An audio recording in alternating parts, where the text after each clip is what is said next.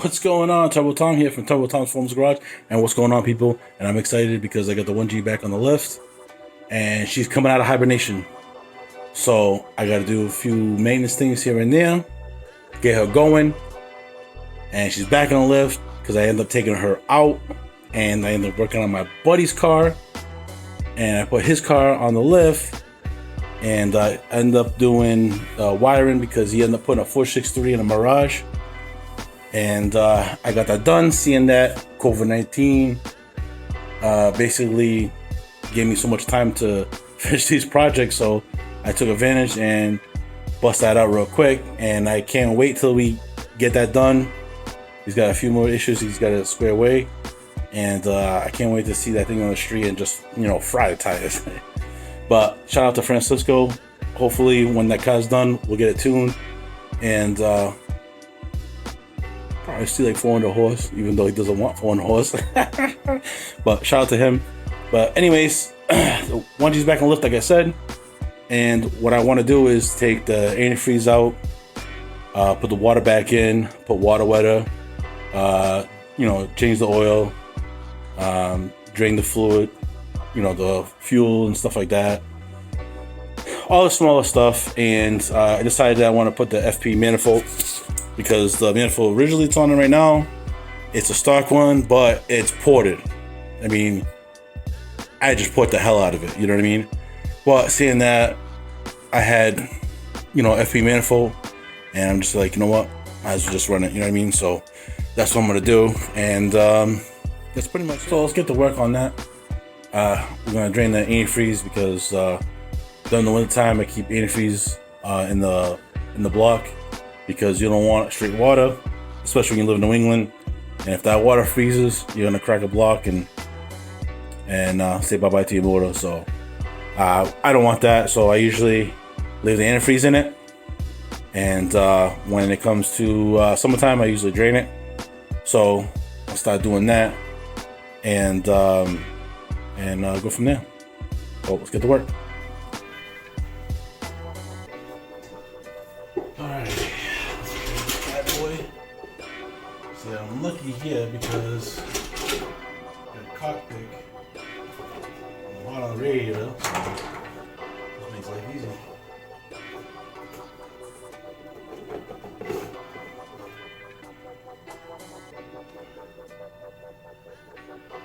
And what I'm going to do is I'm going to resave the antifreeze, because I only use it in the wintertime and it doesn't see no mileage, so it'd be a shame to waste antifreeze.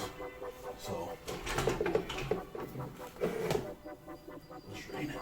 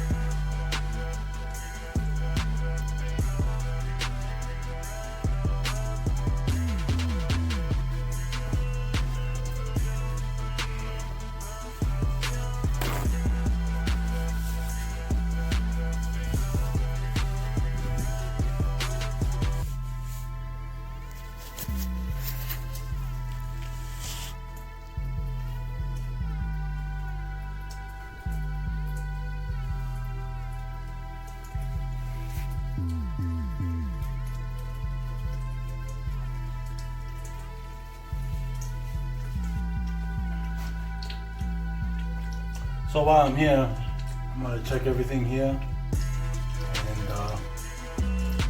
see what she may or might not need.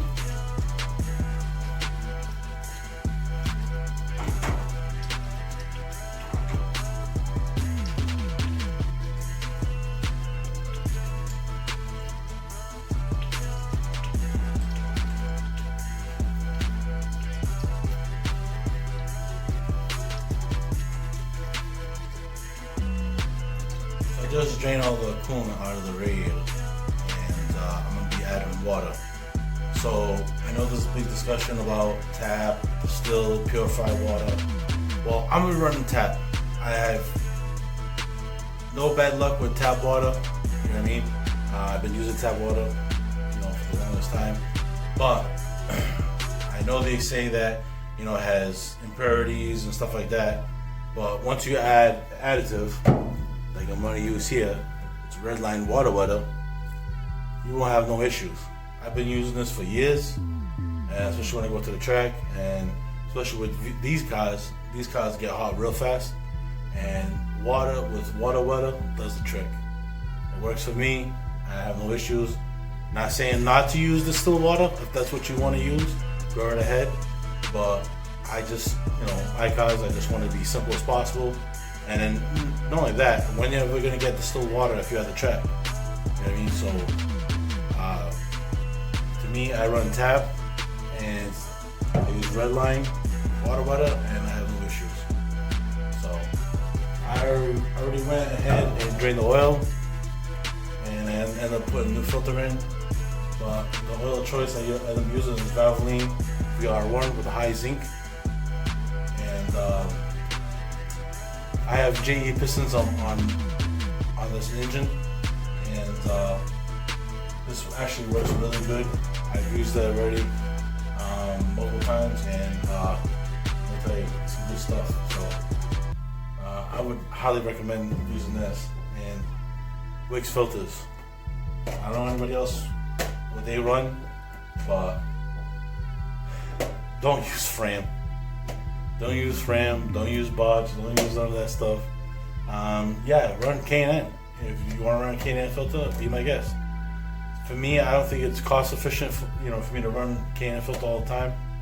If it is very pricey, I'm not trying to be a cheap ass or anything, but every penny, especially if you're building a race car on a budget, every penny counts. You know what I mean? So I've been using Wix filters for years, especially at my work, and I've gone to seminars and I have spoke with the representatives and everything, and NASCAR uses it, so why not? You know what I mean? So that's what I'm running. I'm running Wix filters, and let me tell you, I have no issues whatsoever. So, but I am also running the 90 oil filter because it's bigger. So if you want the part number, it's 51381, and you can get it at your local O'Reilly's. That's where I got my stuff from. O'Reilly's. I don't think Arlo's doing anything like that, but I know O'Reilly's definitely has it. I know Napa definitely has it. But the only thing with Napa is it's definitely a Wix filter. It's just without 513. It's actually 1381. It's the same thing. So that's it. So I ended up putting the filter in. I changed the oil. You don't need to see that. So I'm gonna drop it down. Add some water.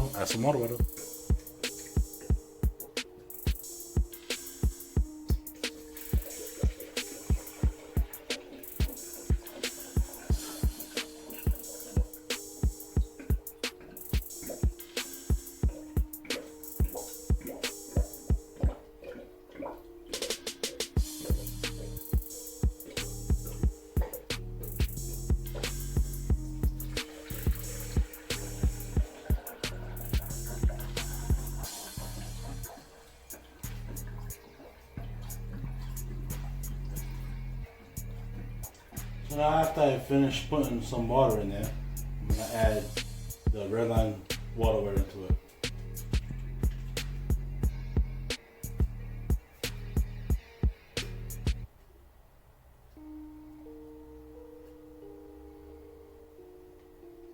Here you go, you thirsty ass girl.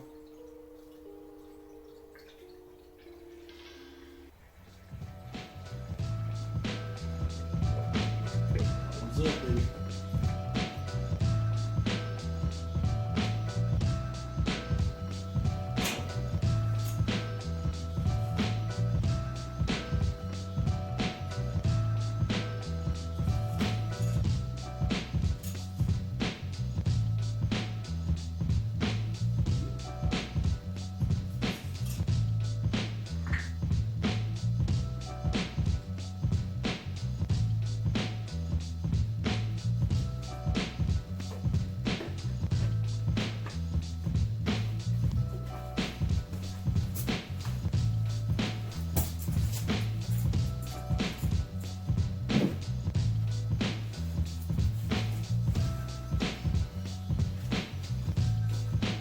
had to add some oil. Now it's time to stop it.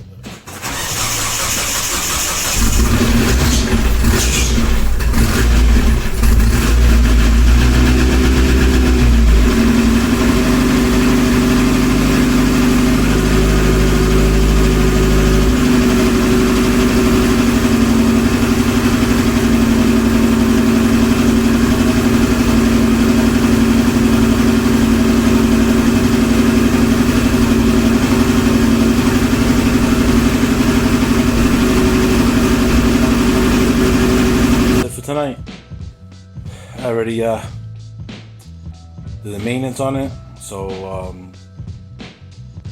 double check the oil.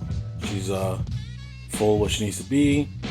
As far as the coolant, I mean water, she's full. I topped it off, and I wanted to put the FB manifold in, but seeing that I ran the car, and yeah, it's gonna be hot, so I don't know anybody that wants to work on hot exhaust, so I'll leave that for tomorrow when I get out of work.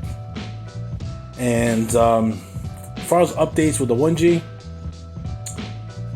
she's when I say she's coming out of hibernation, she's definitely coming out of hibernation, because when she leaves this garage, she's gonna go get tuned on a dyno. That's right, she's gonna get tuned. So stay tuned for that. I will have another video on that. And one last thing I want to mention, and this saddens me to talk about it, even though I didn't know him personally, I want to say, you know, rest in peace to Curt Brown. He was a big influence in the DSM community. I didn't know him personally. I did know his work. I did know his, you know, his vehicle, and the things that he did was amazing. You know what I mean? You can't duplicate that. So just anybody in general that passes away, or even, you know, especially DSM, it's hard. You know what I mean? So I just want to say to my condolences to family and friends of Curt Brown. I'm sorry, you know, that happened. Something like that, man, it shouldn't. That was just careless, you know what I mean, on the other person's part, you know what I mean. But so I just want to say once more, rest in peace, Curt Brown. I know you're looking down on us, on the DSM guys, so, and